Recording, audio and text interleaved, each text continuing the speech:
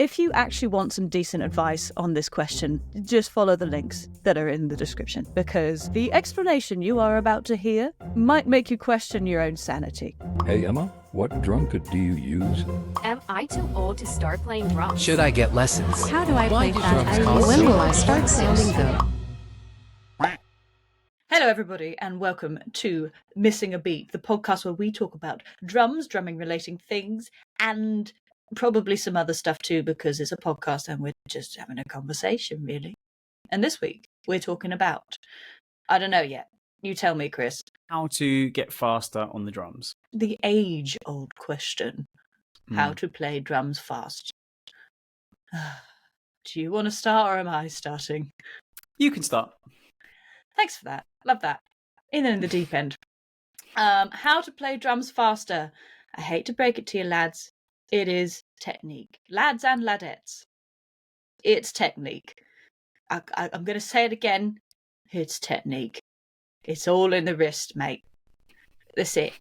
If you think you're going to get fast by getting some gains, sorry, it's not happening. It might help, but you're more likely to just start breaking heads everywhere instead of actually, and giving yourself an RSI instead of actually getting faster. Also, remember to breathe.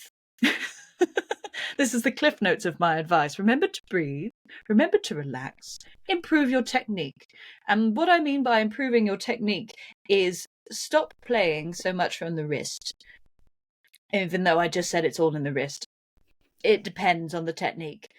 I hope you, listener, are enjoying this tangent. It will make sense. I hope.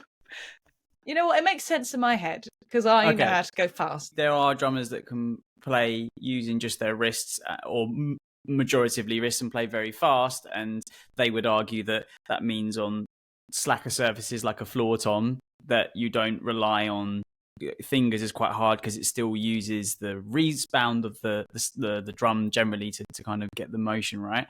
I would say anyone that's like the world's fastest drummer is probably going to be using a combination of the two, but certainly the fingers, right? I think it also depends on what drum that you're drumming on as well, and trying to think about that, because people just say, I want to play faster. Okay, like what is it that I feel like we had such a tangent.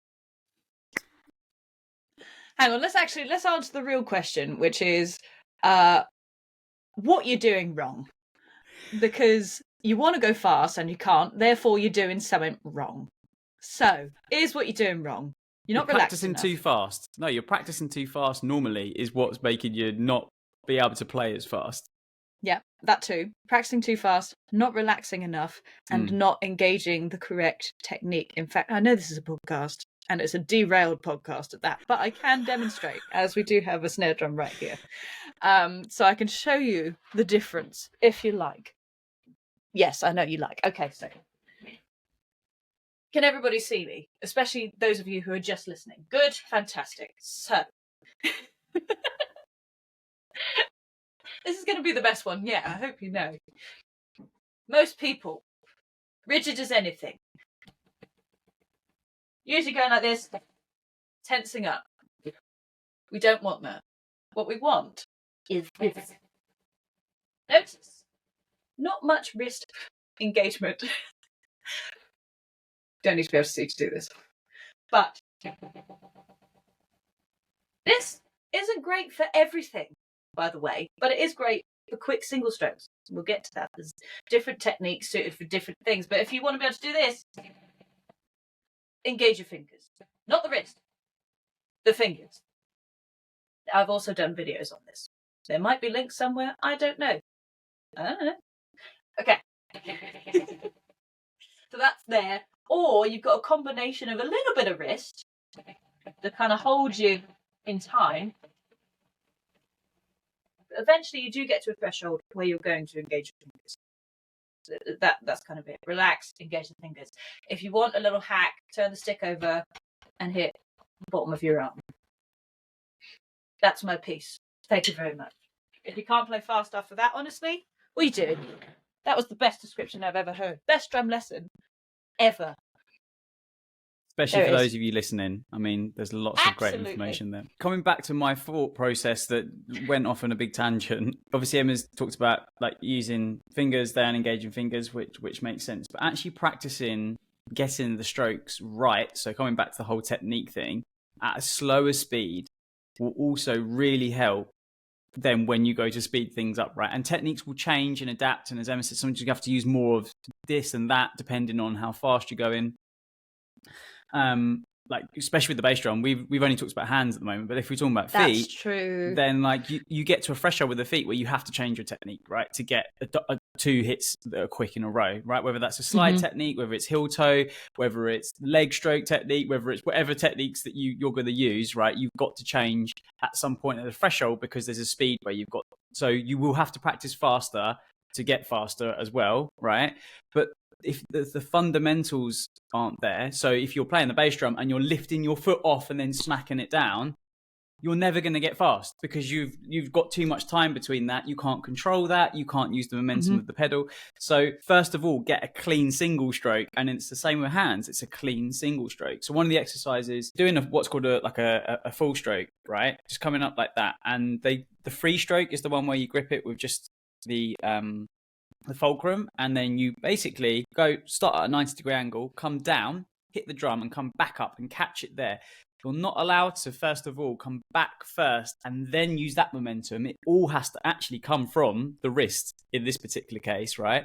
And that's a nice clean stroke, first of all. And then you engage the fingers. And then as you get faster, you can start to do that. So there is still like wrist that's involved in this, right?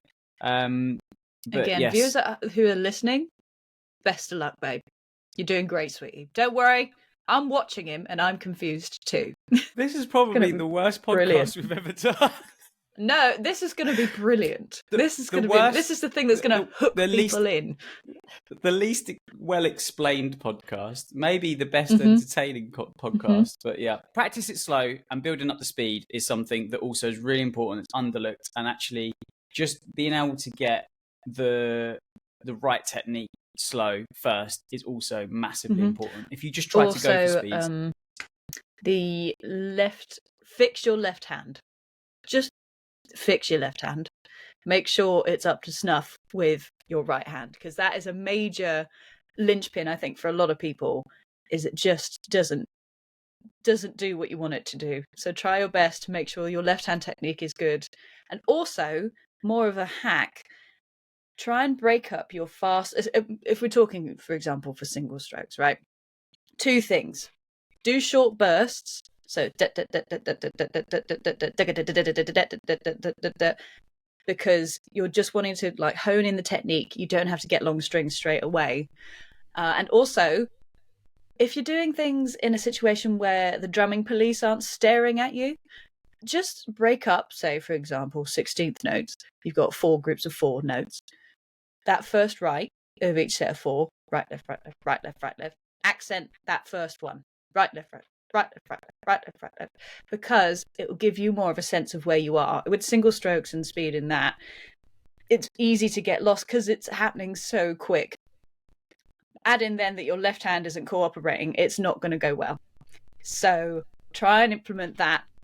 Make things easy for yourself. Do short bursts of it and then extend it out gradually while maintaining notes underneath. There we go. Some actual advice. We got there, lads. I'm so proud of us. How long have we been playing? So to conclude this chaotic podcast, disregard everything we've just talked about and check out the exercises that are available in the description below. Thanks for listening. Big love. Mwah. Thank you so much for watching this episode of Missing a Beat. If you would like to see more, just like this one, because there are, check this one out. Or maybe this one. Whichever you prefer. It's up to you. But it has to be one of these two. You can't leave. Please don't leave.